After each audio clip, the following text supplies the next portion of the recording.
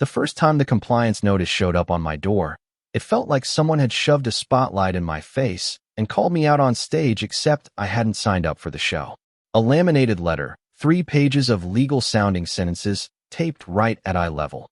Remove unauthorized structures immediately. Failure to comply will result in fines and possible lien. That was sentence 1, and by sentence 3 the entire cul-de-sac was watching me read it like it was the morning paper. I remember thinking out loud, who does that? And then hearing Eleanor Madsen, the HOA compliance chair, say, with that thin smile she keeps for public meetings, "Rules are rules, Mr. Hale." She said it like I'd done something terrible. I'd lived in that house for 14 years. My late mother had planted the oak in the front yard. The porch light was the kind of porch light you only see on houses that remember birthdays. That notice was meant to strip that away slowly, in front of everybody. They made it personal. It's surprising what a group can do when one person decides they own the standard for everyone else. At first it was small stuff, a notice about a mailbox style, a warning for a non-conforming herb garden, then fines for non-compliance that arrived like bills from a distant government.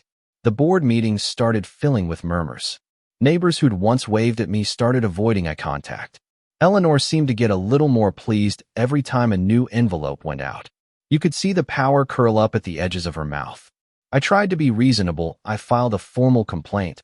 I photographed every interaction. I kept a notebook like a lawyer's apprentice. But reasonable is slow, and when you're being squeezed by petty rules, slow is a luxury.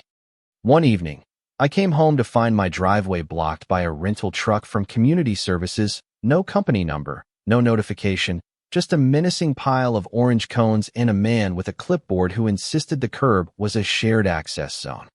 My neighbor across the street, Jenna, laughed it off, but when I asked her later why she hadn't said anything, she said, "You know how Eleanor is.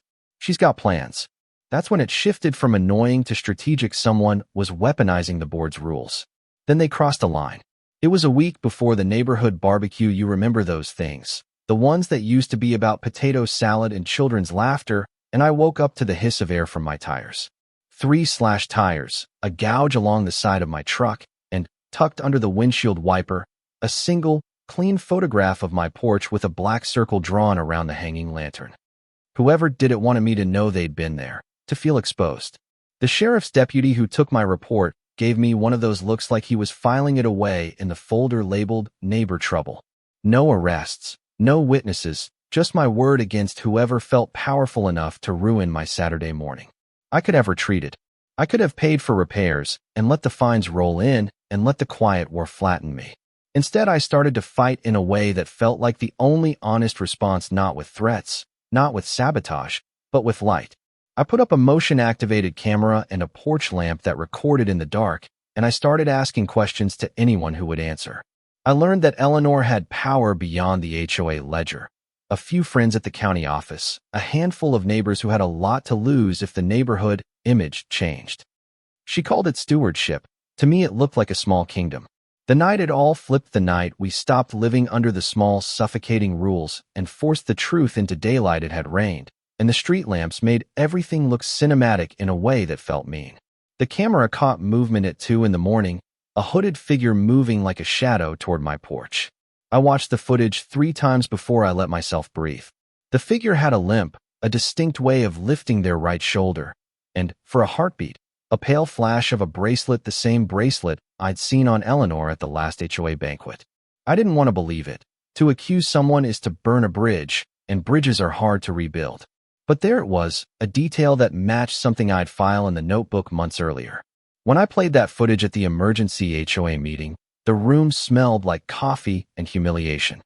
Eleanor stood at the podium with that same thin smile, and I kept my voice calm because I wanted to own the moment. "This neighborhood deserves better than intimidation behind the veil of rules," I said. My favorite neighbor, Ray, who'd been on the fence for months, stood up and said, "That's Eleanor's bracelet." 2 more people nodded. The room split like a wave hitting a rock. I watched people choose sides. The ones who'd benefited from Eleanor's stewardship, and the ones who'd been quietly stepping over fines and notices. Eleanor's reply was sharp. She called me an instigator. She waved accusations about my own nonconformities, She spun the incident away from the footage and toward character. But the camera is honest, and once a person sees their hand on a porch camera, once they see their shadow under a streetlight, it's hard to twist that into a different truth. The board tried to bury it. They suggested arbitration. They proposed a third-party review, but a neighborhood's patience has a limit when the evidence is in everybody's phone. We didn't need a courtroom to punish the wrongdoing. We needed witnesses, and once neighbors realized the decisions were personal and not procedural, they stopped nodding along. A former board member, tired of the theatrics, walked up to me after the meeting and handed me a stack of email exchanges showing that fines had been selectively enforced, that signatures had been forged on petitions, that money from the Community Improvement Fund had been shuffled to unclear accounts. Files, typed messages, dinner conversations, small things that, when strung together, made a rope strong enough to pull the curtain. The climax came on a humid afternoon, when the county inspector showed up because a dozen calls had been filed. We gathered in the community center, where once potluck pictures lined the walls, and now the air felt electric. The inspector went through records, and when she asked Eleanor about the bracelet, Eleanor's face went tiny for a second, the kind of smallness people get when they realize the script is flipping. Then a voice from the back, timid at first, then steady, said, "I saw her that night." One by one, people who'd sat in silence came forward with observations: a late-night truck, a tossed cigarette, a quiet argument at a board meeting. The evidence did what evidence does. It compressed embarrassment. It produced consequences. Eleanor resigned the next day. People tell you revenge stories like they're closing a chapter, but this wasn't about revenge. It was about accountability, and about how a community that lets fear steer its behavior eventually loses all the things that made it a community in the first place. After Eleanor left, the board restructured, transparency rules were put into place, and the community fund was audited. Church bake sales reappeared, and the old oak in my yard got a new rope swing. But the biggest change wasn't the repaired porch light or the fixed tires, it was how people started to speak up when they saw something wrong. I still think about the small gestures that made the difference: a neighbor tapping a voicemail into an evidence folder, a younger board member insisting on digital minutes, a woman named Rosa who had the courage to say, publicly, that she'd been too afraid to come forward. Those are the details that save the neighborhood.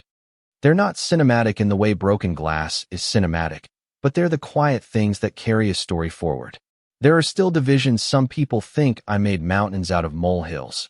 Others think I should have gone harder, dragged every last document into the sunlight. Both sides have merit. What I hold on to is this: the first day I put that camera up, I didn't know if I was preparing for a court case or for another lonely morning of harassment. I only knew I wanted to be seen not as someone who broke the rules, but as someone who belonged to a place where neighborliness mattered more than who held the clipboard. If you're listening and you live in a place where rules start to feel like weapons, pay attention to the pattern, to the notices that come at you not to correct behavior, but to correct someone's idea of what the neighborhood should be. Listen to the small complaints, collect the small details. Community isn't a single person's standard. It's messy, it's noisy, and yes, it sometimes needs a fight to remind it what it is. So tell me, what would you have done in my shoes? Was I right to put the camera up and make the confrontation public, or did I cross a line and make things worse?